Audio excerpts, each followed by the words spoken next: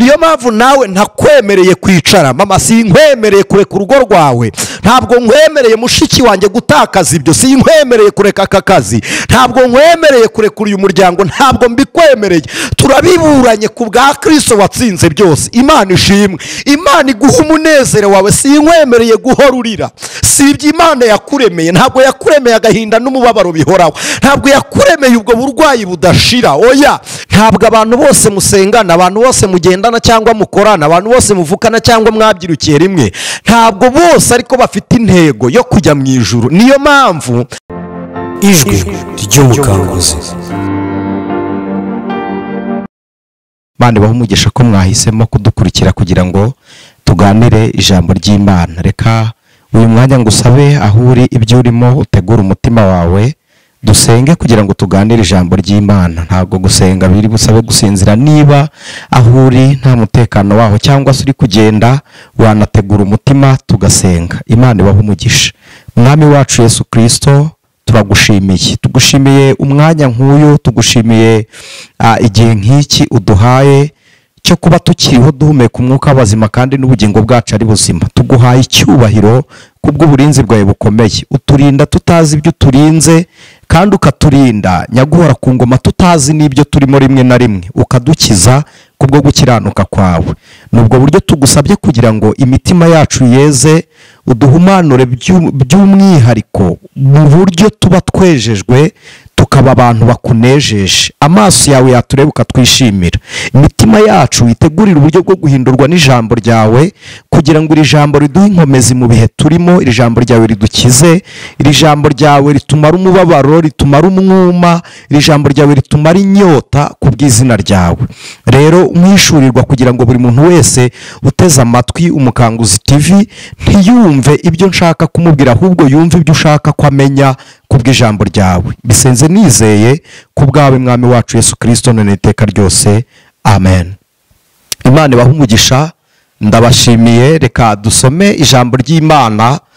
Turasoma igitabo cy'umugabo witwa Joshua. Turaza gusoma igitabo cya Yosuwa, ni igice cyaho cya 24. Turahera ku murongo waho wa 15. Igice cya 24 Joshua murongo waho wa 15. Haravuze ngo, kandi niba mutekereza ko ari bibi gukorera Uwiteka, uyu munsi mwitoranyirize uwo muzakorera. Niba ari izo mana ba sogokuruza bakoreraga zo hakurya ya rwa ruzi, cyangwa imana z'Abamori bene iki gihugu murimo, ariko nge n'inzu yanjye tuzakorera Uwiteka. Imana ishimwe. 16 turavuga ngo, abantu baramusubiza bati, kwimura Uwiteka ngo dukorere izindi mana biragatsindwa. Amen. Murongo wa 17 yaravuze ngo, kuko Uwiteka Imana yacu ariyo yadukuranye muri Egiputa na ba sogokuruza, ikatuvana mu nzu y'uburetwa, kandi igakora ibimenyetso bikomeye mu maso yacu, ikaturinda mu nzira yose no mu mahanga yose twanyuzemo. 18 haravuze ngo, imbere yacu Uwiteka yirukana abo muri ayo mahanga yose hamwe n'Abamori bari batuye muri iki gihugu, nicyo kizatuma dukorera Uwiteka kuko ariyo Mana yacu. Yosuwa abwira abantu ati, ku bwanyu ntimubasha gukorera Uwiteka kuko ari Imana yera ifuha, ntiyemera kubabarira ibicumuro byanyu n'ibyaha byanyu. Murongo wa 20 haravuze ngo, kandi nimwimura Uwiteka mugakorera imana z'abanyamahanga, azahindukira abagirire nabi, abarimbure nubwo yari yabagiriye neza. Nuko abantu babwira Yosuwa bati, hoya, ahubwo tuzakorera Uwiteka. Umurongo wa 22 dusoreza haravuze ngo, Yosuwa abwira abantu ati, nuko muri abagabo bo kwihamiriza ibyo yuko muhisemo Uwiteka kuba ari we muzakorera. Nabo bati, turi abagabo b'ibyo. Mwakire neza iri jambo ku bwa Kristo Yesu. Bera b'Imana, uyu mugabo Joshua abantu benshi muramuzi. Yoshua birasobanura ngo ni Yashoni cyangwa Jehoshi, bivuga umucunguzi. Mu Kinyarwanda bivuga umucunguzi. Yosuwa iyo Bibiliya imuvuga imwita umufasha wa Mose. kandi bera b'Imana nimwumva umuntu Bibiliya yise umufasha wa Mose yari umugabo utoroshye wahamyaga ibyo gukiranuka kandi wakundaga Imana n'amategeko y'Uwiteka. Aha rero ndagira ngo tuganire ku nsanganyamatsiko ivuga ngo gukorera Imana kwanyu kuba gukwiriye mu maso y'Uwiteka. Gukorera Imana kuri wowe bibe ibikwiriye mu maso y'Uwiteka. Turaza kureba gukorera Imana ni iki, hanyuma n'indi uyikorera ayikorera ryari. Aha tubanze tuganire kuri aya mateka ya Yosuwa. Ni umugabo wabaye watojwe na Mose. Muribuka Mose azamuka ku musozi wa Sinayi kujya gufata amategeko y'Uwiteka cyangwa mu muhuro n'Imana. Mu gihe mbere y'uko Imana ivugana na Mose, murabizi habanje inkuba, imirabyo n'ibindi.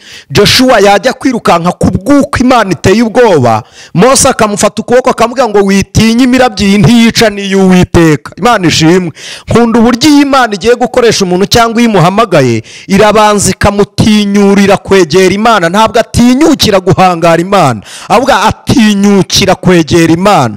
Noneho ubwoba bwo gutinya kwegera Imana bumushiramo, arangije aratinyuka akajya yegera Imana ku buryo Imana ibonye ko Mose akwiriye gutaha Joshua akaba yayobora ubwoko bw'Imana. Ahangaha bari hakuno ya Yorodani. Murabizi Yorodani, uyu munsi iyo tuvuga Yorodani muri Bibiliya ihavuga muri Mowabu n'Abamori. Mowabu birasobanura ngo ni wabo w'umubiri, Abamori birasobanura ngo ni inzigo. Ntago tugiye mu mateka y'inkomoko y'aya mazina yabo, ariko aho bari bendaga kwambuka Yorodani igihe Mose yarazamuwe n'Imana, Imana imujyanye ku musozi imaze kumwica. Imana itoranyije Joshua arahagarara abwira abantu, areba uburyo bagiye bamera. Muribuka hari aho bageze abagabo bo mu Bisiraheli barareba baravuga ngo impamvu Imana itwishimira nuko tubona umwanya wo gusenga, impamvu Imana itwishimira nuko tuyitambira ibitambo, impamvu Imana itwishimira nuko tuyiha amaturo.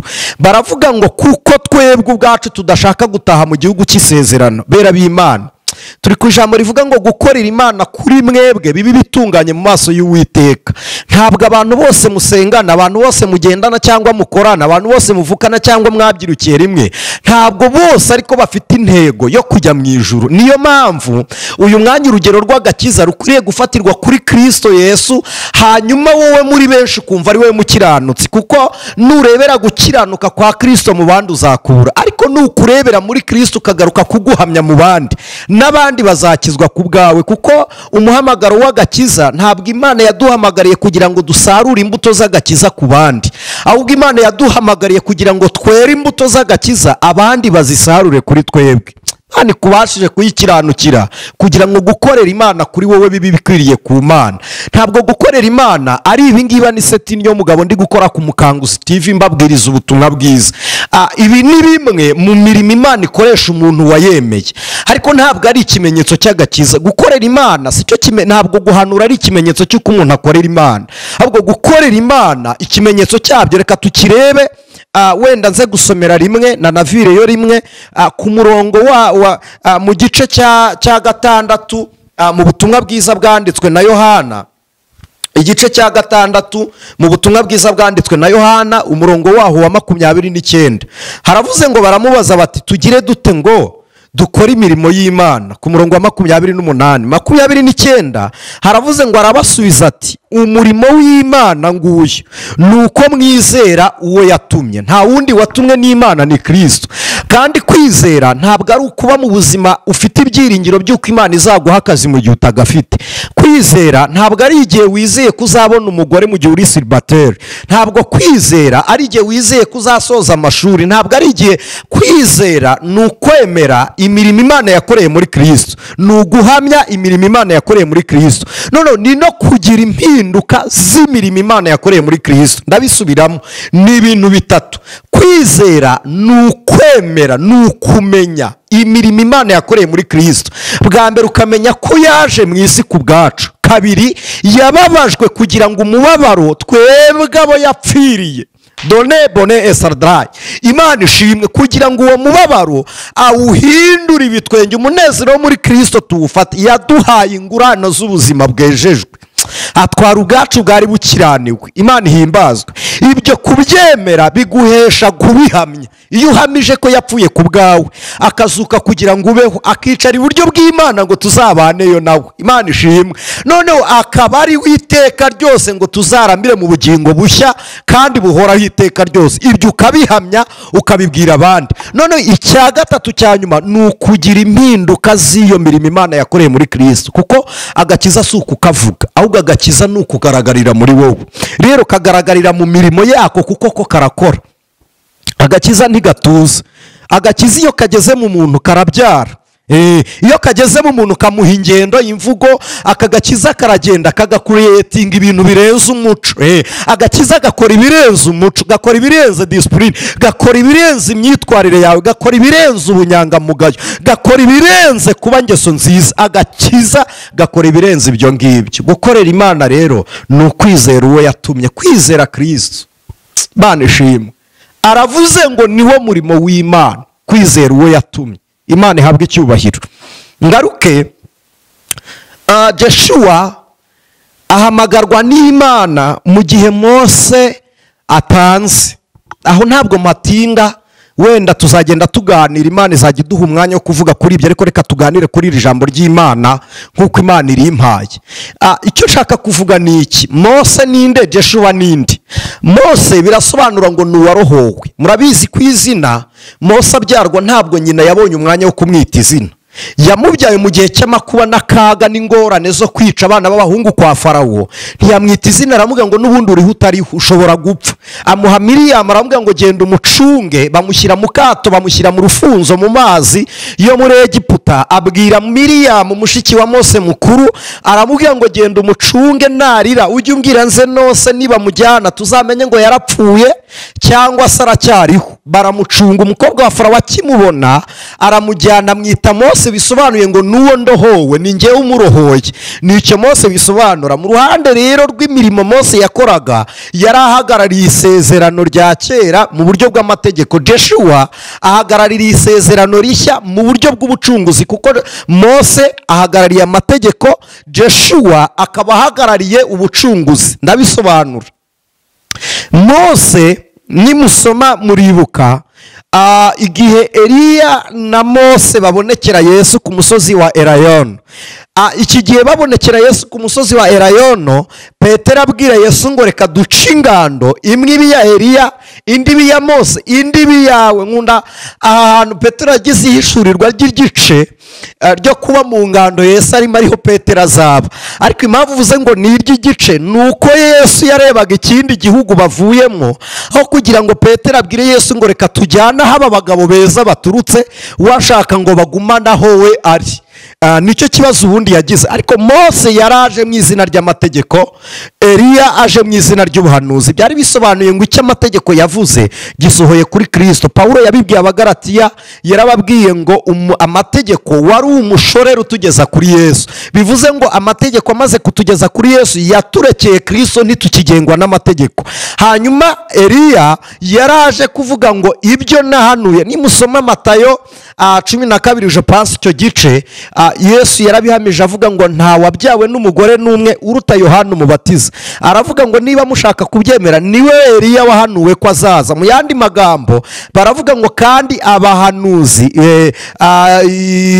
yaravuze ngo ubwami bw'Imana buratwaranirwa, intwarane zibugishamo imbaraga. Aravuga ngo avuga amagambo menshi ngo abahanuzi nibyo bahanura ngo byose byasohoye muri icyo gihe cya Yohana umubatiza. Mu yandi magambo impamvu bisohoye si uko abahanuzi batazongera guhanura, ahubwo ni uko ihererekanya bubasha ryakorewe muri Eliya riraje risohora muri Yohana. Muribuka umubatizo wa Yohana ko yabatirijwe muri kwa guhoberana kwa Elizabeth na Mariya, umwana asimbuka mu nda Yohana yarabatijwe. Kubatiza Yesu rero nuko Yohana yabatijwe umubatizo w'umwuka wera, yimikwa kubatiza umubiri n'umubatizo w'umubiri.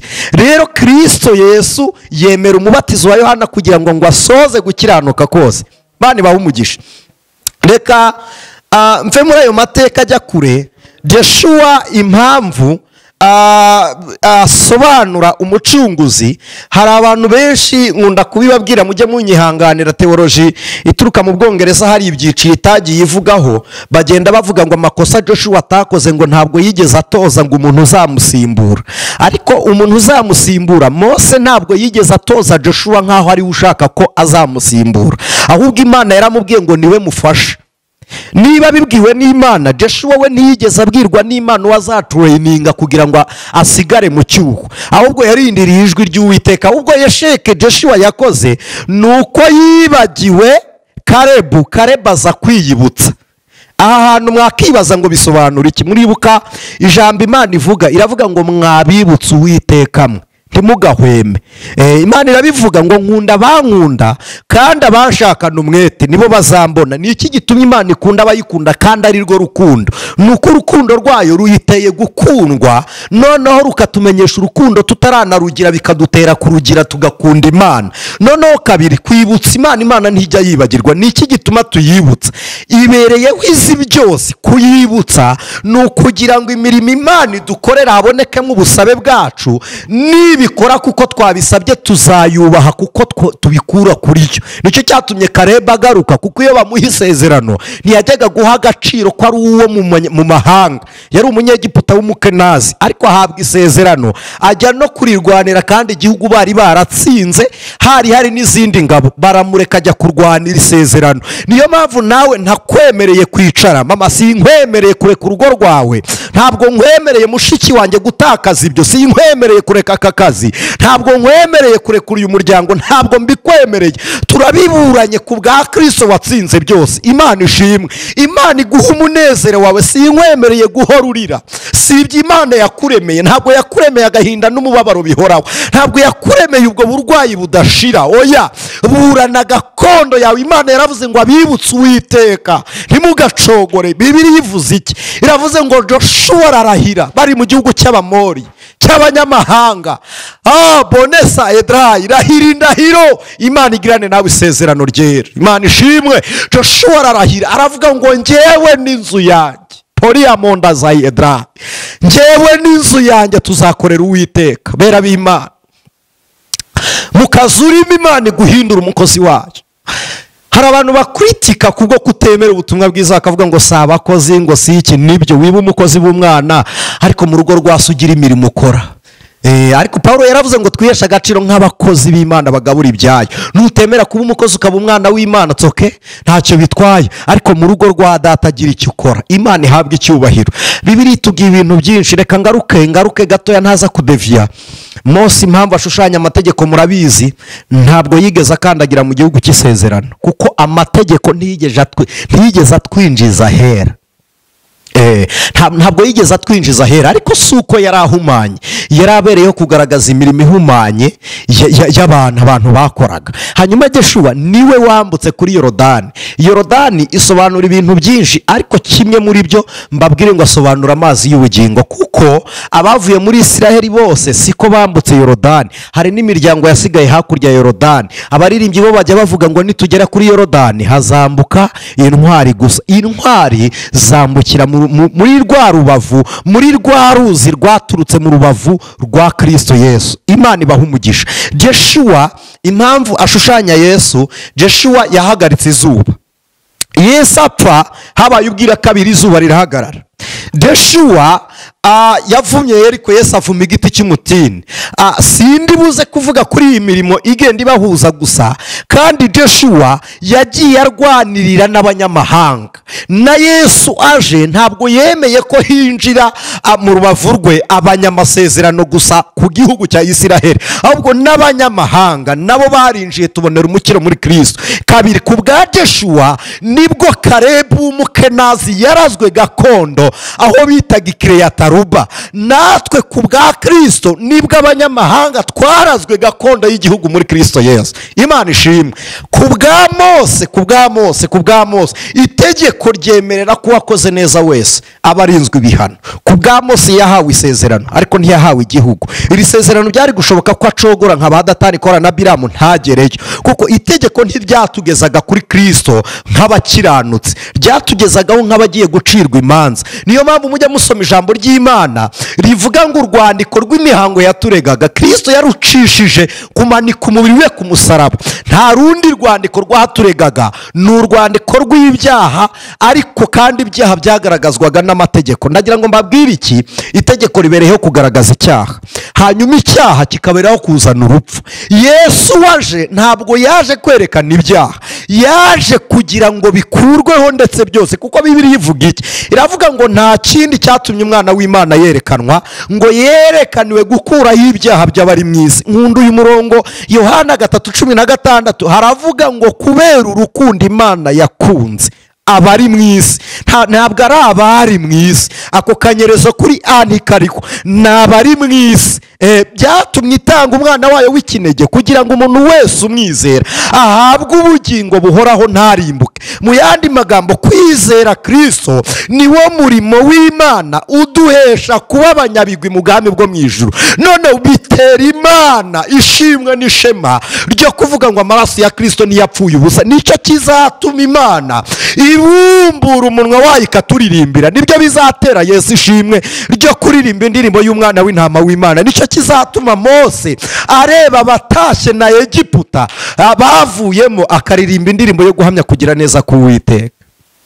Imana ishimwe. Nibutse umuririmbyi wa 77 mu nyimbo za wokovu, mu gitabo cy'indirimbo z'agakiza, yaravuze ngo murebe urukundo rukomeye cyane twahawe n'Imana ihoraho. Aravuga ngo twahinduwe abana b'Imana ihoraho. Aravuga ngo dukwiye kubana amahoro. Avuga amagambo nkunda, aravuga ngo tuzanezerwa cyane mu ijuru, tuzaririmbana n'abera. Mana ishimwe. Aravuga ngo tuzambikwa ikuzo muri urwo rukundo. Aravuga ngo kandi nta marira azabayo. Biraba Imana, icyo dusabwa ni ukwemera gukorera Imana, ariko Imana ifite igisubizo cy'ibyo wibaza byose. Ubwo ijuru rihari n'umunezero waho urahari. Soza bageze mu gihugu cy'Abamori hakuno ya Yorodani. Imana ihamagara Joshua, iravuga ngo ndagutoranyije. Nkunda gutoranya kw'Imana. Iyo igiye kuduhamagara, iduhamagara tudafite ibikoresho by'umurimo, twamara kuyemerera twebwe ubwacu ikadukoresha tukaba ibikoresho bikora muri uwo murimo. Imana ishimwe. Iduhamagara dufite inenge, ikadushoboza kugira ngo tube abatunganiye gukora uyu murimo. Kandi iduhamagara tudashoboye, ireba ko dushobotse gusa. Iyo dushobotse, iradushoboza kugira ngo icyubahiro cyayo kititirirwa imirimo twebwe twakoze, ahubwo twebwe niki gituma Imana idukoresha. Ntabwo ari uko ari inyantege nke itakikorera, idukoresha kugira ngo izatwambikira amakamba y'imirimo twakoze. Murumva, iratwangaje, igira engagement. Iyo iratwangaje kugira ngo mu murimo w'Imana tuzagira ibyo twitirirwa, ntigira ubugugu. Bibiliya iravuga ngo iyitanga ntiyishama. Ariko Mana, Imana ishimwe kubw'ubuntu bwayo. Mana uhimbazwe kubw'ineza yawe. Ubona kugira ngo ukorere Imana iraguhamagara ikaguha impano z'umwuka wera. Kugira ngo ukorere Imana irabanje guha Kristo kugira ngo akumenyeshe ibyo kwizera. Nta na kimwe wakora kugira ngo uyikorere, ahubwo icyo usabwa ni ukuyemerera, ariko gutungana mu maso y'Imana ikagukoresha. Joshua amaze guhamagarwa areba Abisiraheli, aravuga ngo aba bagabo sinzabageza mu gihugu cy'isezerano.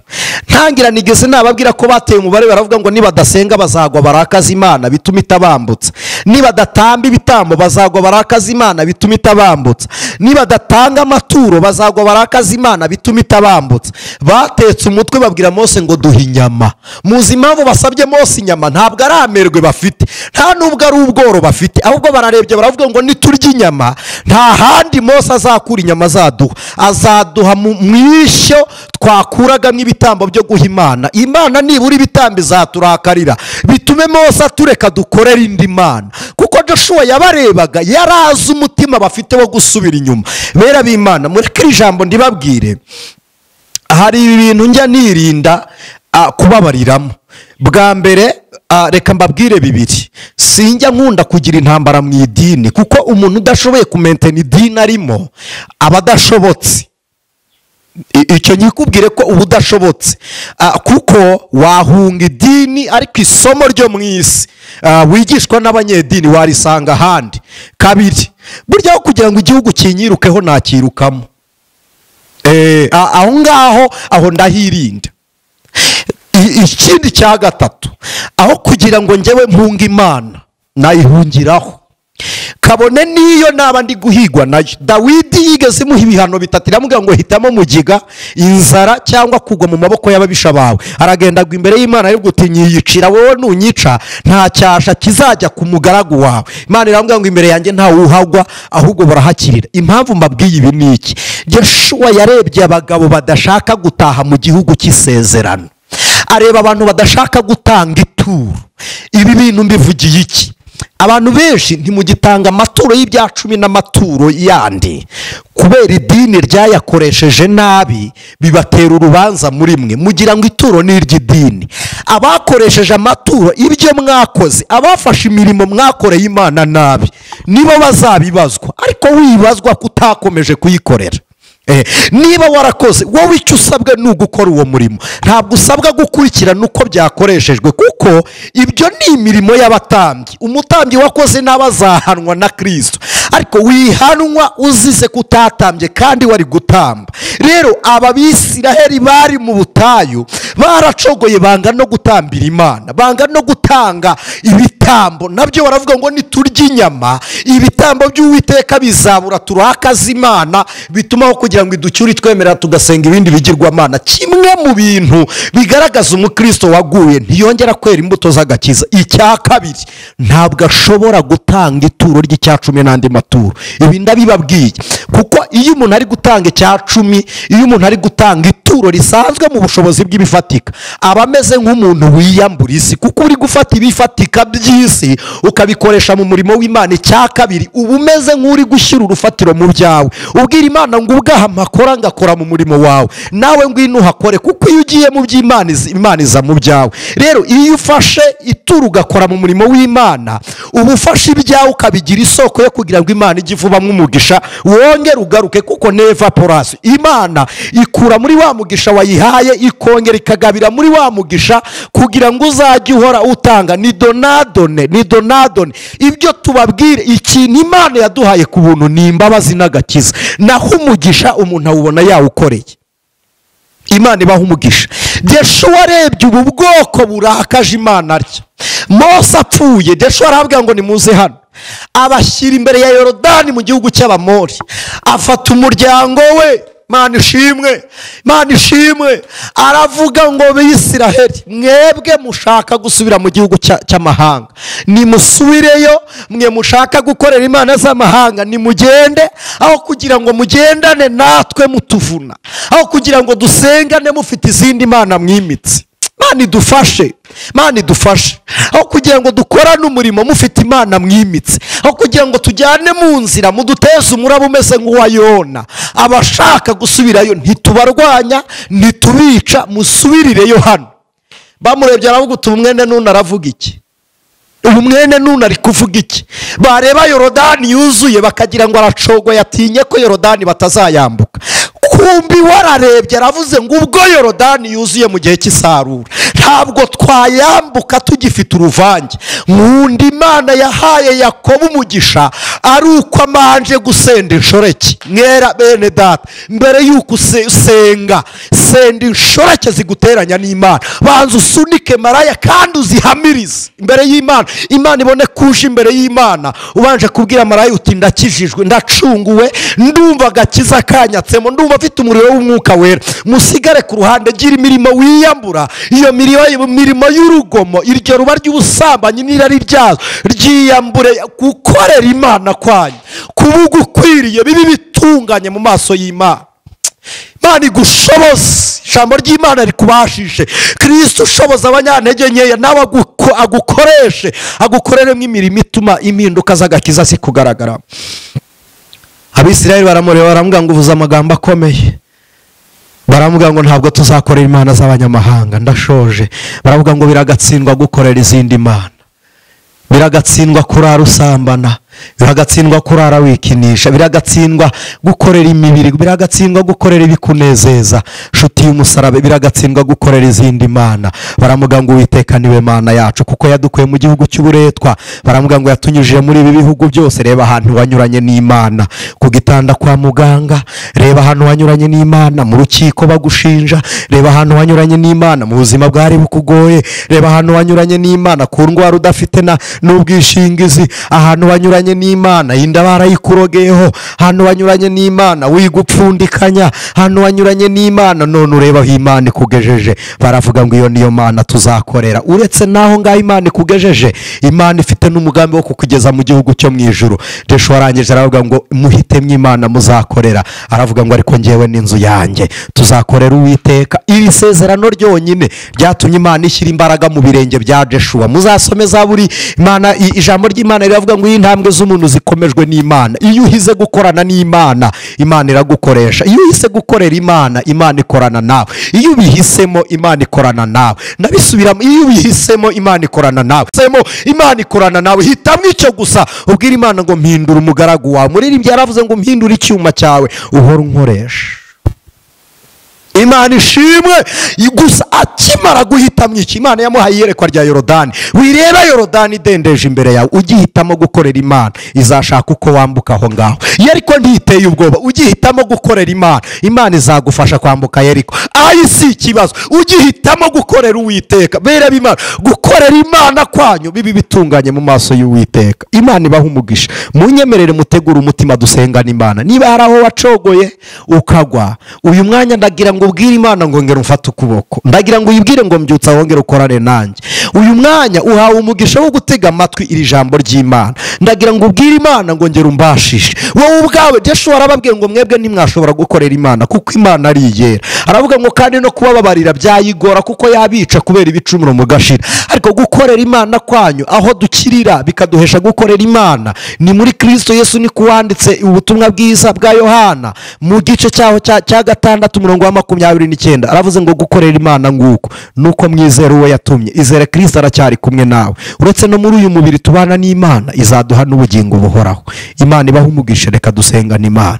Mwami wacu Yesu Kristo, turagushimiye kubw'imbabazi utugirira, tugushimiye kubw'impuhwe zawe zidashira. Wahamagaye Joshua mwene Nuni, uravuga ngo uyu munsi ndatangira kugukuza. Nsengeye uyu mukobwa ngo akure mu maso yawe, nsengeye uyu musore ngo akure mu maso yawe, nsengeye uyu mugabo, nsengeye uyu mumama, nsengeye uyu muntu muto cyangwa ukuze, nsengeye uyu muntu uteze amatwi iri jambo ryawe kugira ngo umukuze mu izina rya Yesu mu maso yawe. Atangire guhangara ibyari bimuteye ubwoba. Mukuze kugira ngo yambuke Yorodani, mukuze kugira ngo aneshe Yeriko, mukuze kugira ngo atsinde Ayi, mukuze kugira ngo ave mu Bamori, mukuze kugira ngo ave mu Bayebusi, mukuze kugira ngo isezerano ryawe risohore kuri we kandi umutima we ugire ihumure. Sengeye abantu barwaye bakize kubw'imbaraga zawe. Mwami nyaguhora ku ngoma kandi wigisha imitima yacu gushima uko tubonye imirimo yawe, kandi wigisha akanwa kacu kwatura impamvu z'ibyiringiro byacu kugira ngo tuba abahamya b'ubugingo. Ndagushimiye. Ngaho kangura ibyumviro byacu byose by'umubiri ugere no mu mwuka,